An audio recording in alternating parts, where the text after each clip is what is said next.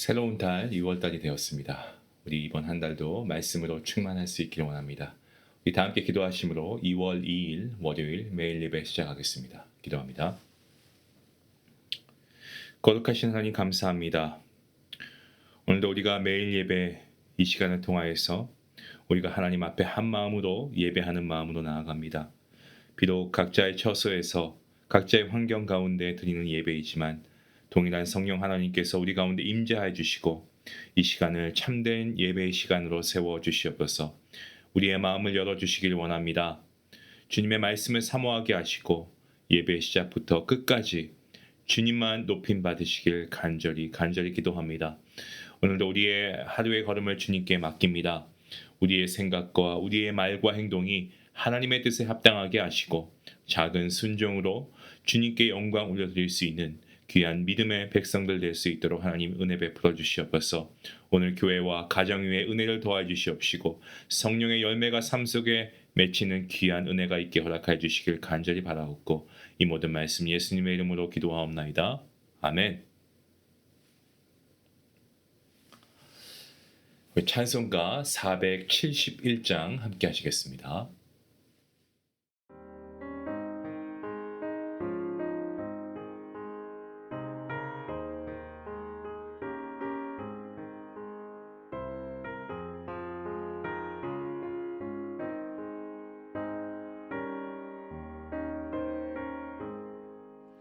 주여 나의 병든 몸을 지금 고쳐주소서. 모든 병을 고쳐주마 주 약속하셨네. 내가 지금 굳게 믿고 주님 앞에 구하오니 주여 크신 권능으로 곧 고쳐주소서. 나의 주님 뜻이라면 나를 고쳐주소서. 머리 위에 기름 붓고 날 고쳐주소서. 모든 것을 다 바치고 간구하는 나의 몸을 지금 주의 약속대로 꼭 고쳐주소서.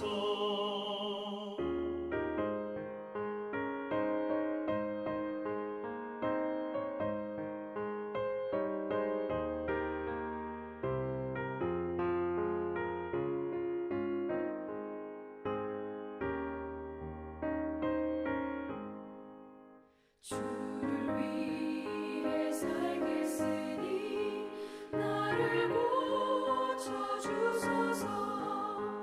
내게 속한 모든 것은 다 주의 것이니 성령이여 강림하사 능력 있는 손을 펴사 나의 몸을 어루만져 곧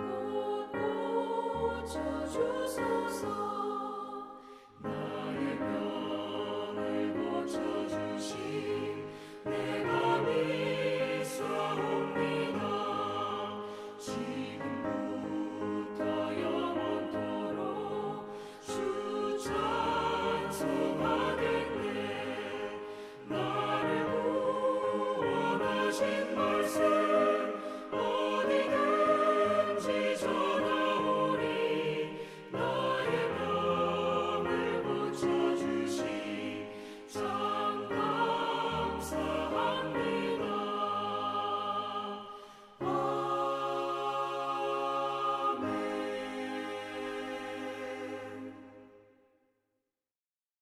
오늘 하나님께서 주시는 말씀입니다. 마태복음 9장 14절부터 26절까지의 말씀 되겠습니다.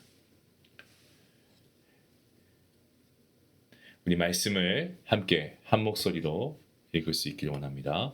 14절 말씀부터 함께 봅니다.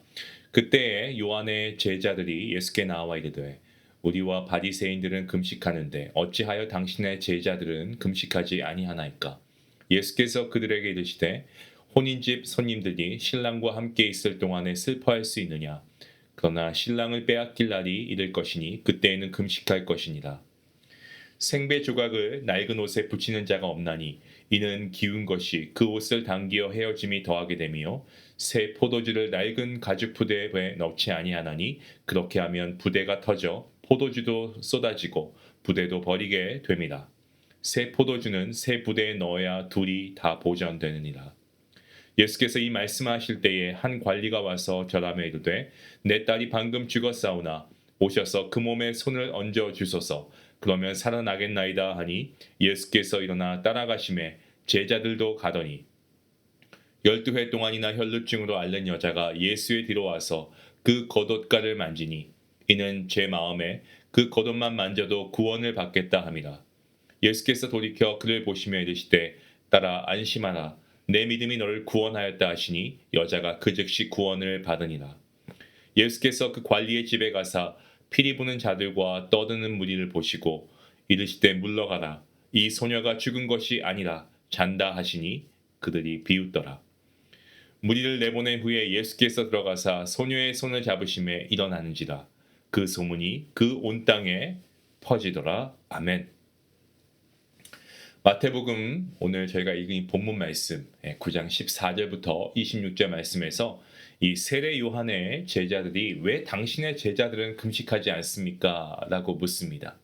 하지만 예수님께서는 새 포도주는 새 부대에 라는 말씀으로 전혀 어떤 새로운 구원의 시대가 왔다라는 것을 선포하고 계십니다.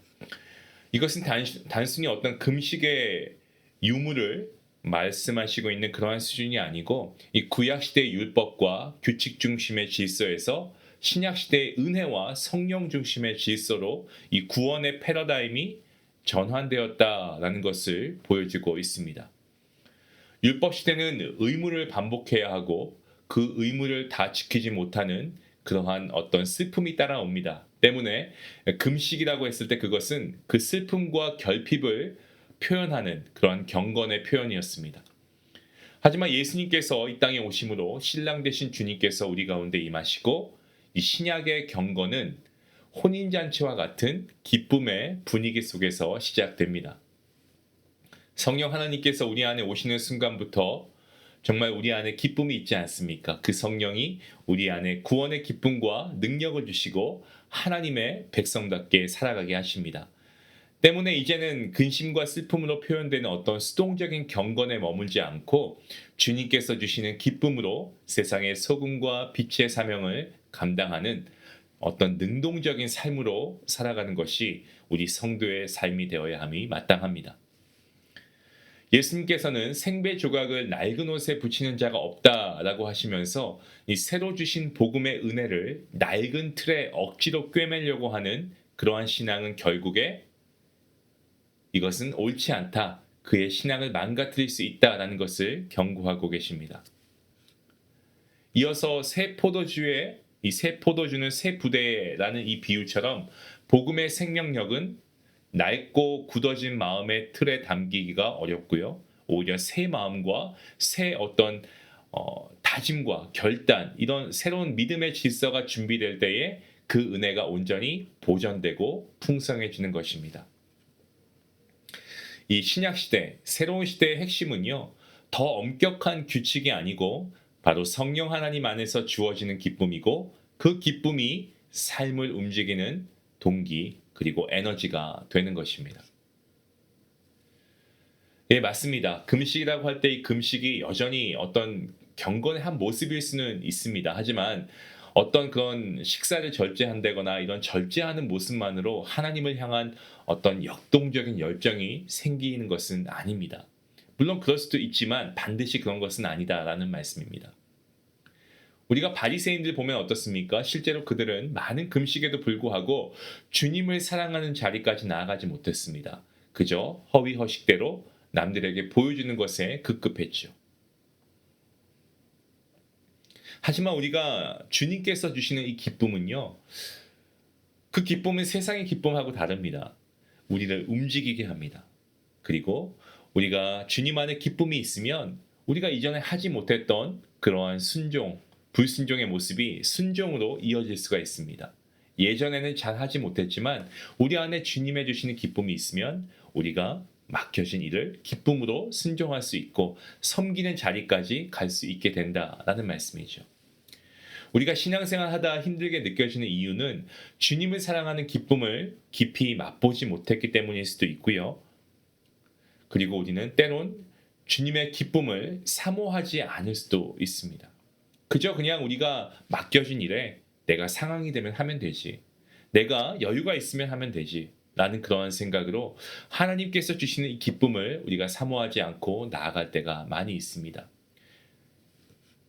그러다 보니 우리가 이러한 섬김이 누군가에게는 그저 하나의 취미가 될 수도 있는 것이고, 이러한 섬김이 내가 정말 마음을 다해서 하는 것이 아니고 그저 형식적으로 하는 섬김이 될 수도 있습니다. 우리 안에 주님의 기쁨이 없기 때문에 그렇습니다. 여러분, 주님께서 십자가를 지신 것은 우리를 사랑하시기 때문입니다. 그와 같이 우리도 주님을 사랑한다면 우리가 주님의 기쁨을 사모하며 나아갈 수 있기 원합니다. 하나님의 구원의 그 감격을 우리 안에 계속해서 우리가 사모하며 나아갈 때에 그 구원의 감격이 우리의 삶의 기쁨으로 바뀌어질 줄로 믿습니다. 이어지는 사건들을 보시면 혈루증 여인과 회당장 야이로가 나오고 있습니다. 혈루증 여인 어떻습니까? 예수님의 옷자락만 만져도 예수님께 손만 대도 살 수 있다는 확신을 가지고 주님께 나아가지요. 그 믿음이 어떻습니까? 병 고침과 그리고 이전보다 더한 건강의 그런 놀라운 은혜가 나타납니다. 회당장 야이로도 믿음으로 그가 하나님께 나아갈 때에, 예수님께 나아갈 때에 어떻습니까? 그가 그의 딸이 나음을 얻는 귀한 역사를 경험하게 되죠. 이들이 병을 낫고 그리고 죽음에서 살아나게 된 것은 너무나 귀한 것입니다. 하지만 그보다 더 큰 복은요, 바로 구원받은 하나님의 백성의 대열에 들어오게 되었다라고 하는 사실입니다. 많은 사람들이 문제 해결 여기에만 초점을 맞추고 시선을 고정합니다만, 예수님께서 진짜 주시려고 하는 것은 우리의 상황을 어떤 변화시키는 그러한 것에 주님께서 초점을 두시는 것이 아니고, 주님의 진짜 목적은 영혼 구원입니다. 때문에 우리가 정말 주님께서 주시는 이 본질적인 복에 우리가 주목할 때에 하나님께서는 오늘 이 말씀과 같은 은혜들도 덤으로 더 주시는 겁니다. 예수님께서 아이가 잔다라고 할 때 비웃던 사람들이 있었습니다. 결국 이들은 밖으로 내보냄을 당합니다. 무엇을 말씀합니까? 이것은 하나님의 거룩한 일에는 관심이 없고 세상의 것만 쫓는 마음, 이것을 말씀하고 있죠. 이러한 자들에게 하나님께서는 거룩한 일들을 맡기지 않으신다라고 하는 경고의 말씀입니다.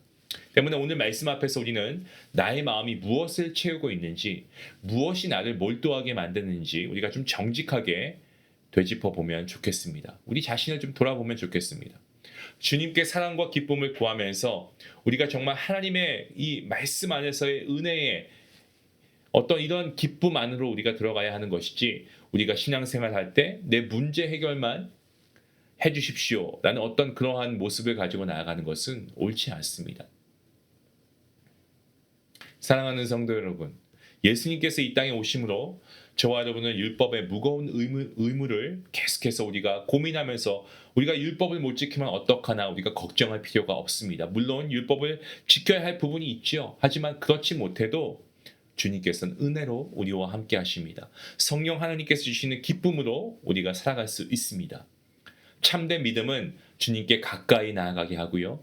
그리고 주님 안에서의 기쁨을 누리는 사람은 순종과 섬김의 열매가 맺히게 됩니다. 때문에 우리는 문제 해결만 바라보는 그러한 모습이 아니고 구원의 본질이신 예수님께 마음을 두고 새 부대 같은 새 마음으로 주님께 나아가야 할 것입니다. 이러한 복된 성도님들 될 수 있기를 주님의 이름으로 축원합니다. 기도하시겠습니다. 주님, 우리에게 복을 주시기 위해 찾아오신 예수 그리스도를 찬양하고 또한 예수님의 이름을 높여 경배합니다.